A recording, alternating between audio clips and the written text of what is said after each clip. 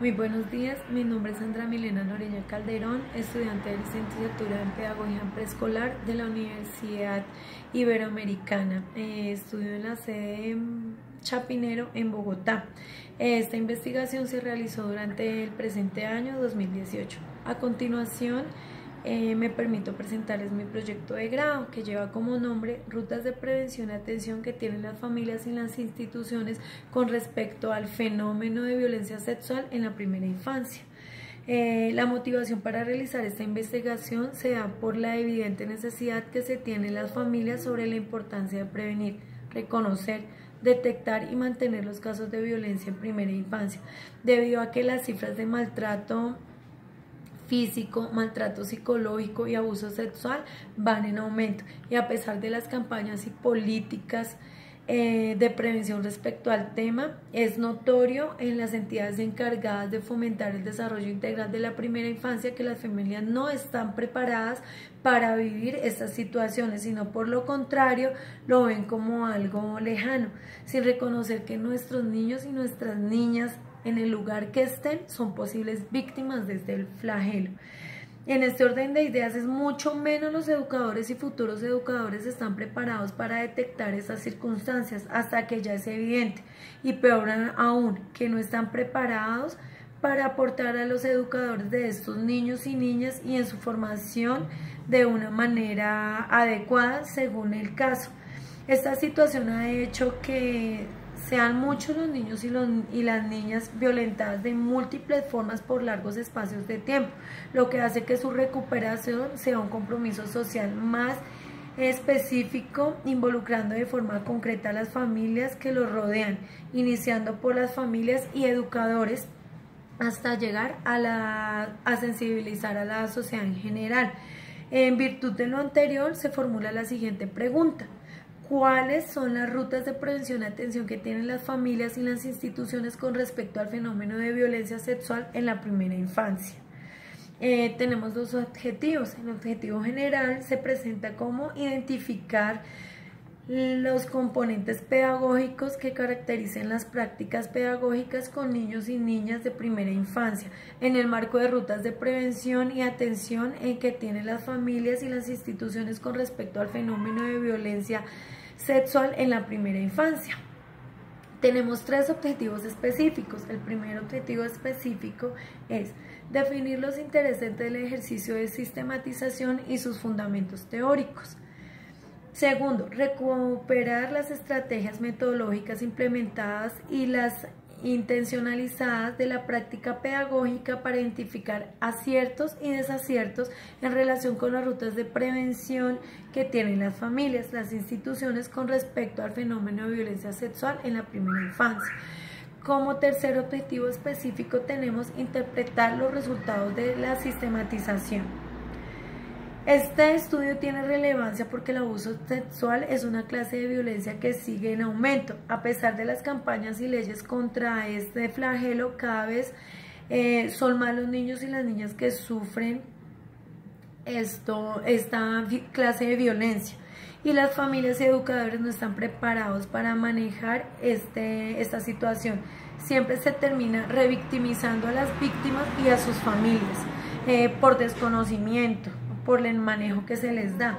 En el último año las cifras de abuso sexual no disminuyeron. Un ejemplo: en marzo del 2017, Medicina Legal practicó 4.315 exámenes médicos a niños y niñas menores de 17 años. Esto nos da un porcentaje de 48 niños abusados al día. Y cifra que en el 2016 no cambia, ya que en el 2016 se presentaron 48 niños abusados al día, lo cual evidencia que esta cifra, en vez de bajar, aumenta. Y eso de los casos que conocemos y que los casos que se descubren, pero hay muchos casos que todavía siguen ocultos. Se evidencia la falta de efectividad en la prevención y erradicación de estos casos, lo que hace urgente que todos los adultos tengan un compromiso social en el cual deba, desde el gobierno, pasando por la sociedad y las instituciones, hasta llegar a las familias, que somos los primeros responsables de la primera infancia, se tenga una conciencia general de este flagelo, y que cualquiera de nuestros niños y niñas pues sepamos que es una posible víctima. En esta investigación se resalta que siempre se le debe creer a un niño, que lo que un niño diga, los cambios que presente, los adultos debemos estar pendientes de eso, debemos estar informados de lo que sucede con nuestros niños. Para esta investigación se ha realizado una búsqueda de antecedentes con los que se pretende entender un poco y facilitar a la educación para niños y niñas de primera infancia víctimas de violencia sexual, siendo este delito uno de los más difíciles de detectar. Es un problema sin resolver, una problemática que para ser abordada, parte de la dificultad que se refleja es que las familias, madres, padres y cuidadores lo ven como algo lejano, no tienen la conciencia de que ya en sus hogares puede estar ocurriendo. El Instituto Colombiano de Bienestar Familiar, sin percibir, muchos de los niños que conocen son víctimas de este delito, y aún peor, los mismos niños de sus son víctimas de su propia familia. Esto sumado al hecho de que venimos de ir superando poco a poco la invisibilidad con la que se trata a los niños. O sea, todos sabemos la lucha que ha surgido desde que se hizo el acuerdo de los derechos de los niños y las niñas. Se lucha contra el delito del trabajo infantil, el maltrato infantil, y ahora aparece este delito de violencia sexual, el cual siempre ha ocurrido, solo hasta ahora se está denunciando.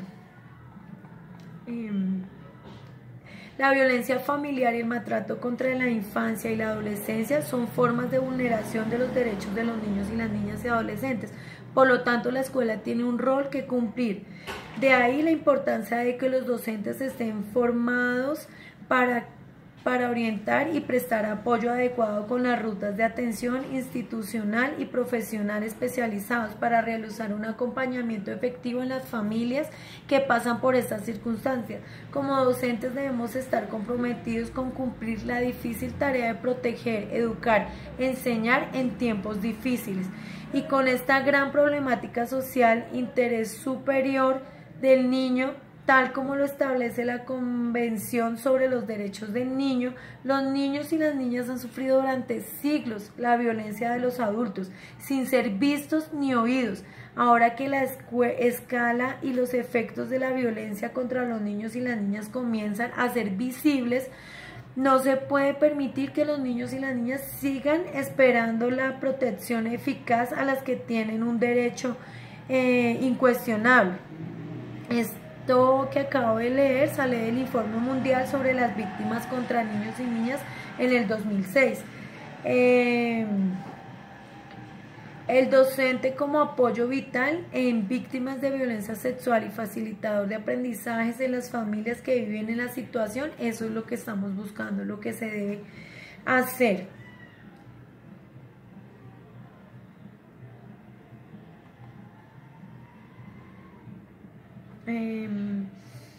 De ahí surgen ciertas hipótesis. Por ejemplo, ¿cuáles son las rutas de prevención y atención que tienen las familias y las instituciones con respecto al fenómeno de violencia sexual en la primera infancia, en las instituciones educativas?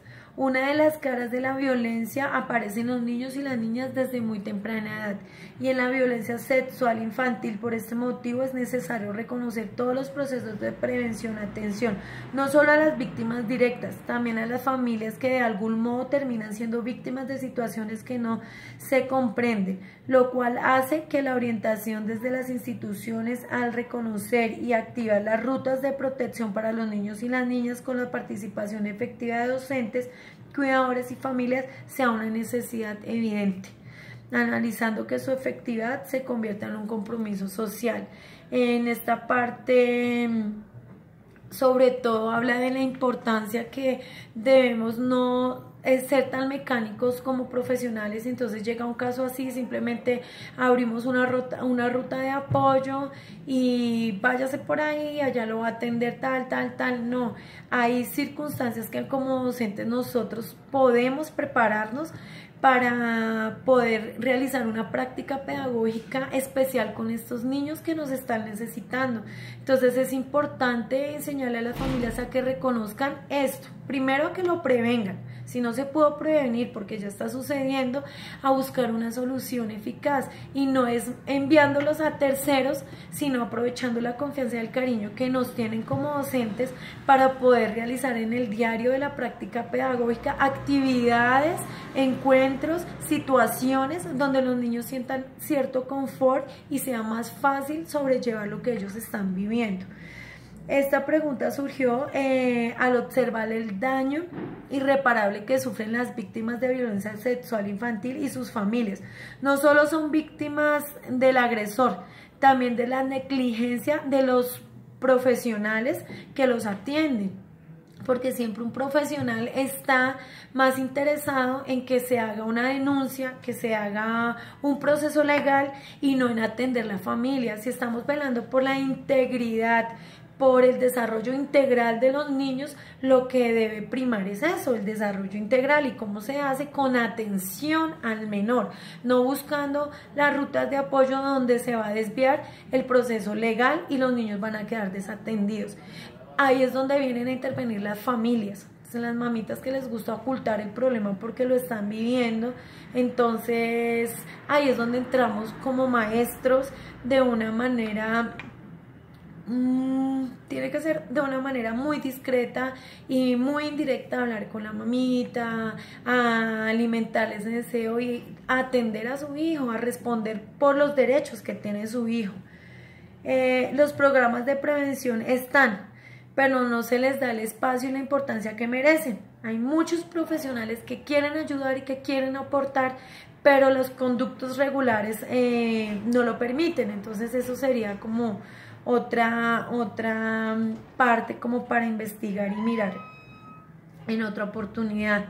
Hay programas que deben ser más dirigidos a las familias y a los cuidadores que a los propios niños, porque, bueno, se atiende al niño, se le busca el espacio, pero las familias y los docentes quedan totalmente desorientados. Entonces hay que buscar la forma de que estos docentes, estas familias que tienen relación directa con este menor o esta menor agredidos, estén preparados, sepan entender esos cambios de comportamiento, sepan detectarlos, sepan buscar y tomar medidas y acciones, planes y estrategias para implementar desde el hogar y desde las aulas, para que haya un trabajo mancomunado en la resignificación de estas vidas.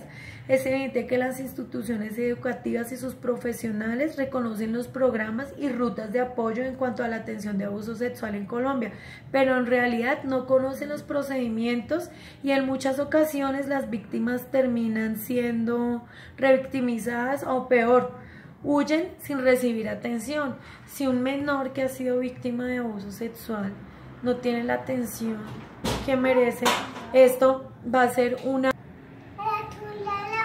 Desde el problema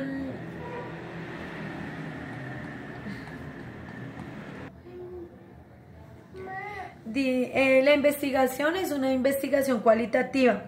En la educación es muy importante la investigación continua, ya que nos permite descubrir nuevas estrategias que aportan resultados positivos en los... La investigación es un componente de desarrollo de la evolución del mundo. Por esta razón debe ser constante, según los intereses de cada tema. Teniendo en cuenta la variabilidad de múltiples posibilidades que tenemos como seres humanos, basamos la investigación cualitativa como el instrumento de observar, analizar y obtener respuestas de fácil interpretación relacionadas con los componentes de los seres humanos.